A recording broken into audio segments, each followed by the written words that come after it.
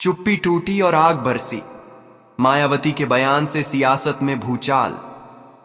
दोस्तों जरा सोचिए, जब सालों तक खामोश रहने वाली कोई नेता अचानक बोले और उसके एक एक शब्द से दिल्ली से लेकर लखनऊ तक सत्ता के गलियारों में हलचल मच जाए, तो वो बयान नहीं, तूफान होता है।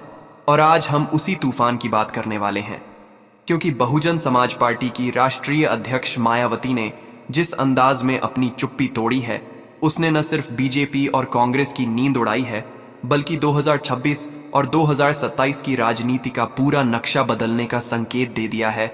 और दोस्तों, अगर आप भी मायावती जी के सच्चे समर्थक हैं, अगर आपको लगता है कि बहुजन आंदोलन की आवाज को दबाया नहीं जा सकता, तो वीडियो को अभी लाइक करें, चैनल को सब्सक्राइब करें और कमेंट बॉक्स में साफ साफ बड़े अक्षरों में बीएसपी जरूर लिखें, क्योंकि आपकी एक आवाज भी इस आंदोलन की ताकत है।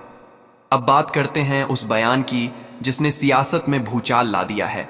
मायावती ने अपने हालिया बयान में सीधे सीधे कहा कि बहुजन समाज को अब किसी के सहारे की जरूरत नहीं है।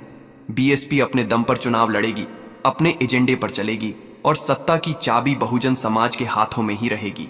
और दोस्तों, यही वो लाइन है जिसने सारे समीकरण हिला दिए, क्योंकि पिछले कुछ सालों से यह माना जा रहा था कि बीएसपी या तो कमजोर हो चुकी है या फिर किसी बड़े गठबंधन का हिस्सा बनेगी। लेकिन मायावती ने साफ कर दिया कि न वो मजबूरी की राजनीति करेंगी और न ही समझौते की। उन्होंने यह भी इशारा दिया कि जो पार्टियां दलित वोट को सिर्फ चुनाव के समय याद करती हैं, उन्हें आने वाले समय में करारा जवाब मिलेगा। और यही बात बीजेपी और कांग्रेस दोनों के लिए खतरे की घंटी बन गई है, क्योंकि सच यही है कि अगर बीएसपी पूरी ताकत से मैदान में उतरती है, तो सबसे बड़ा नुकसान इन्हीं दलों को होगा। अब जरा पीछे चलते हैं। पिछले कुछ वर्षों में मायावती पर यह आरोप लगाया जाता रहा कि वो सक्रिय राजनीति से दूर हैं, कि वो मैदान में नहीं उतरती, कि वो सिर्फ बयानबाजी तक सीमित हैं। लेकिन इस बयान ने उन सभी आरोपों को एक झटके में खारिज कर दिया है, क्योंकि जिस आत्मविश्वास के साथ उन्होंने बहुजन समाज को एकजुट होने का आह्वान किया है, वो किसी कमजोर नेता की भाषा नहीं हो सकती।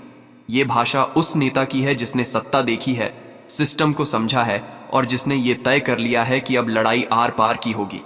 मायावती ने अपने बयान में यह भी कहा कि दलित, पिछड़ा, आदिवासी और अल्पसंख्यक समाज को अब भावनात्मक नारों से नहीं, बल्कि ठोस राजनीति से आगे बढ़ना होगा। और दोस्तों, यही वो बात है जो इस बयान को और ज्यादा खतरनाक बनाती है, क्योंकि यह सिर्फ भावनात्मक अपील नहीं है, यह एक राजनीतिक दिशा निर्देश है, एक रोड मैप है। और इसी रोड मैप से सत्ता पक्ष और विपक्ष दोनों घबरा गए हैं। बीजेपी को डर इस बात का है कि अगर बीएसपी ने दलित वोट बैंक को दोबारा मजबूती से जोड़ लिया, तो उत्तर प्रदेश में उसकी जीत की राह आसान नहीं रहेगी। वहीं कांग्रेस के लिए यह और भी बड़ी परेशानी है, क्योंकि वो पहले ही अपने अस्तित्व की लड़ाई लड़ रही है। और अगर बीएसपी ने जमीन पर दोबारा पकड़ बना ली, तो कांग्रेस के लिए स्पेस और कम हो जाएगा। दोस्तों ध्यान दीजिए, मायावती का बयान सिर्फ यूपी तक सीमित नहीं है, इसमें राष्ट्रीय राजनीति के संकेत भी छिपे हुए हैं। उन्होंने जिस तरह से केंद्र सरकार की नीतियों पर सवाल उठाए, महंगाई, बेरोजगारी और सामाजिक न्याय का मुद्दा उठाया, उससे यह साफ हो गया कि आने वाले समय में बीएसपी इन मुद्दों को लेकर आक्रामक होने वाली है। और यही आक्रामकता सत्ता के लिए सबसे बड़ा खतरा होती है, क्योंकि जब कोई नेता मुद्दों की राजनीति पर उतरता है, तो खोखले नारों की दुकान अपने आप बंद होने लगती है। दोस्तों, यह भी समझना जरूरी है कि मायावती सिर्फ एक नेता नहीं है, वो एक प्रतीक है।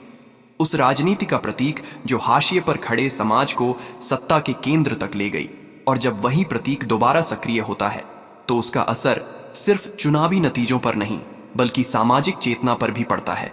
यही वजह है कि उनके बयान के बाद सोशल मीडिया पर बहस छिड़ गई है।